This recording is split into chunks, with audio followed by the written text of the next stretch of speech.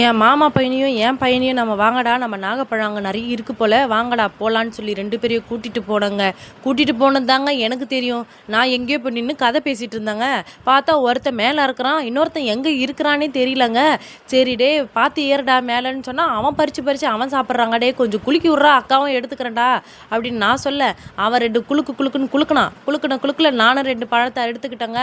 குலுக்கிட்டு சரி என் பையன் எங்கே தான் போனானே தெரியலையே, சுற்றி கார் தானடா இருக்குது, காருக்கு பின்னாடி புதையல் தானடா இருக்குது, எங்கே என் பையனை காணும் தேடினா, அம்மா நான் இங்கே இருக்கேன் அப்படின்றான். டே போதும் வாடா, புதையல் பாம்பெல்லாம் வரப்போகுது வாடா அப்படின்னு சொல்லி நான் கூப்பிட, ஏம்மா நான் வரமாட்டேன் நீ போமான்னு சொல்லி என் பையன் என்ன அனுப்ப, அவன் நாகப்பழம் எங்கடான்னு கேட்டான். என் வாயில் இருக்குதுமா. இவன் சொல்ல, நீ குளுக்கிறதெல்லாம் உன் வாயில் போச்சேடா, நான் எங்கடா நான் சாப்பிட, நான் எனக்கு வேணும்னு தானடா நான் உங்களை 2 பேரும் கூட்டிட்டு வந்தேன், நீங்கள் 2 பேரும் எடுத்து நீங்களே சாப்பிட்டு இருக்கிறீங்களேடா, எனக்கு கொஞ்சமாக நான் கொடுங்கடா. நான் கேட்க, டே குண்டானில் இருக்கிற நாகப்பழம்லாம் காணாமல் போகுதுடா, எங்கடா நாகப்பழம்னு பார்த்தா என் பையன் மொத்தத்தையும் தின்னுட்டாங்க.